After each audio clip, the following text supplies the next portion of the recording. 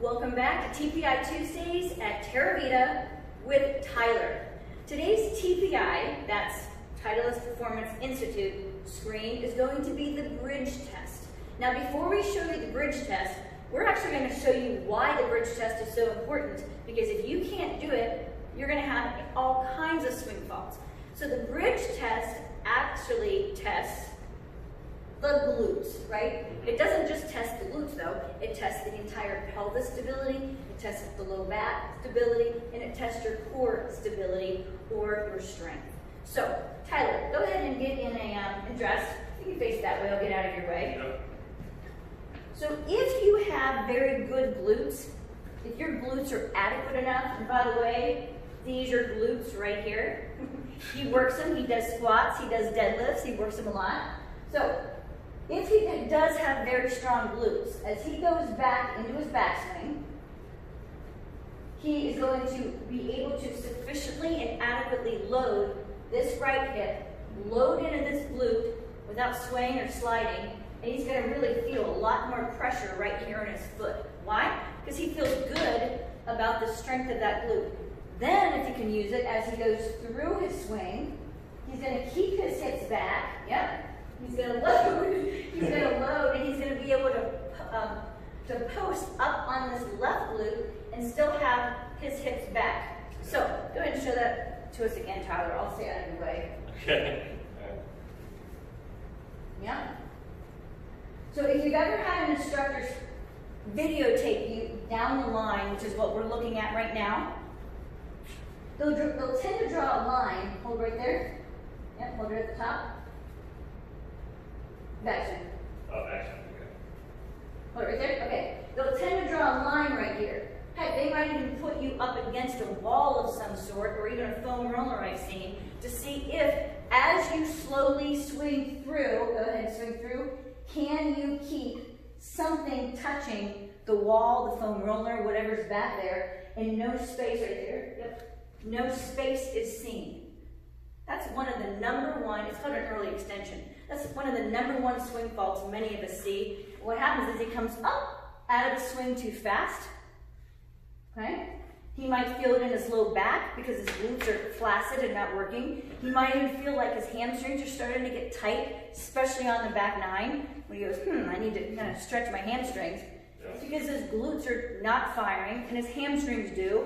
Or guess what? Maybe not even that. Maybe his back does. So let's do the test, see how he does. All right, Tyler, I'm going to have you lie down on your back.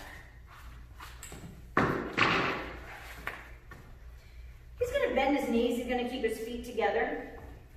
His hands are going to come straight above his chest, like in prayer position. Okay? The reason I do this, and I want you to do it, is if your hands are down, you're going to cheat. You're going to use them. So hands are up here like this. He's going to lift his glutes up, or his hips. He's going to try to make a straight line between his knees, his hips, and his shoulders. So he's holding that. I'm going to have him squeeze his knees towards each other and extend his left leg out in front of him and freeze. Now, I'd like to keep him here about 30 seconds. He wouldn't really like that. It's a little bit of work. He's staying pretty darn still, okay? I see a lot of shaking. Go ahead and shake a little bit and show, oh my gosh, look at that instability. Okay, if you're doing that and you got some shakes going on, your glutes are too weak. If all of a sudden, and by the way, if his left leg is up, we're measuring his whole right side. I don't care about the left right now. His whole right glute has to be working. What else could happen, Tyler? No, actually, your cramp? Yeah, your cramp? Yeah. If he starts cramping, that means that message doesn't even get to his glutes. His hamstrings take over, which would be taken over in the swing as well. Okay, that's really good. Let's switch sides. That's tough. Again, harder than it looks. I have a good motto. So let's start with both feet flat. Lift your hips up.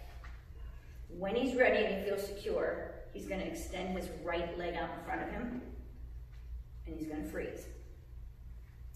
I'm pretty picky. So as I look, now because I already know, and I think I've told many of you this before, he has a natural anterior tilt. So I'm going to have him really squeeze here, pull his belly button in. Tyler, do you feel anything in your low back at all? Maybe on my right side. Maybe a little bit. Yeah. So he tends to get some low back issues because of it. So we are working on his glutes a little bit more. But that's pretty good. Now go ahead and shake it around a little bit like we tend to see. The bobble, bobble, bobble. Some people don't even get this far because the hamstring's already cramping. So go ahead and relax. So instead of saying, hey, work on squats, work on lunges, work on deadlifts, work on all this other stuff, let's just go ahead and pinpoint the butt muscles, the glute muscles, and see if we can just get those to work. So hands are at your sides. The only reason I ever have him put his arms in the air is strictly for the test purposes.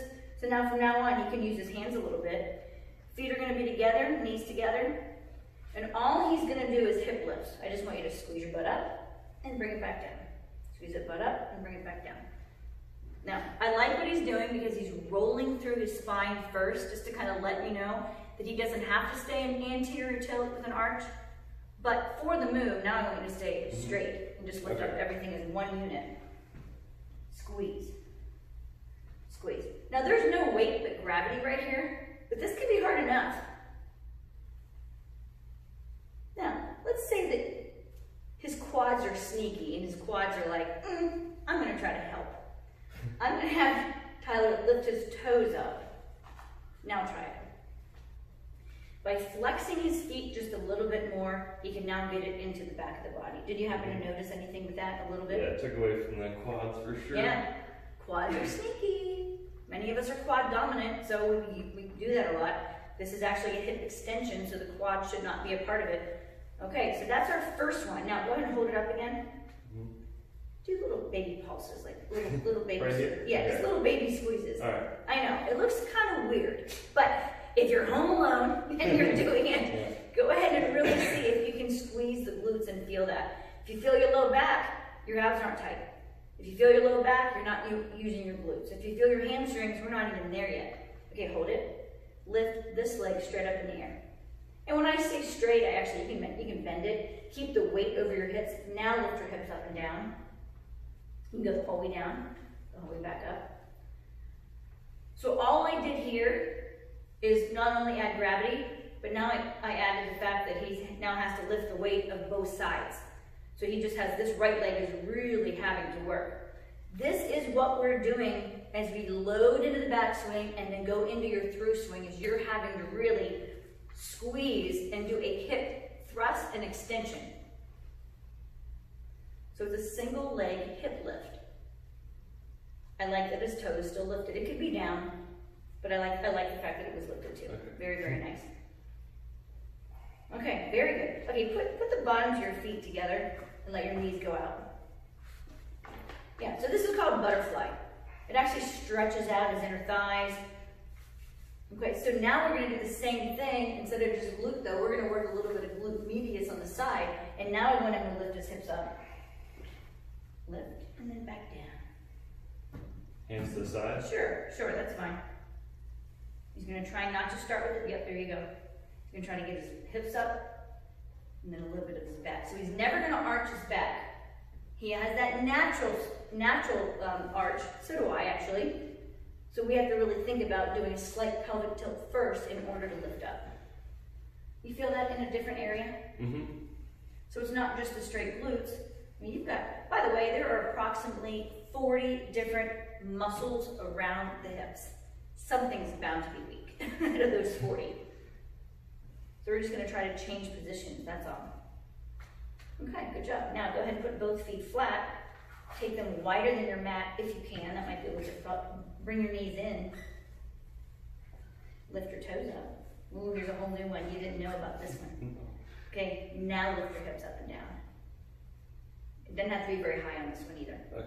So this is a little bit of an internal hip rotation, which is the loading of the glute, and then trying to get some action from that. It's also internal hip rotation of his left, which is his post, and then a little bit of a squeeze to come up out of it.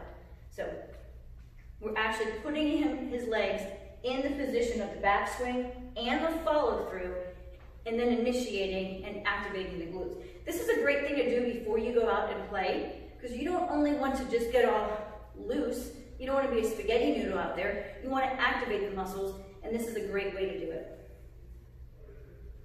Good job. All right, come on up and have a seat. Okay, glutes are king. This was the bridge test. Test yourself at home. If you're having trouble and it's not super strong, these are some basic things you can do. Once you feel like, okay, I can do 15 to 20 of each of these, maybe you can add some weight around your hips.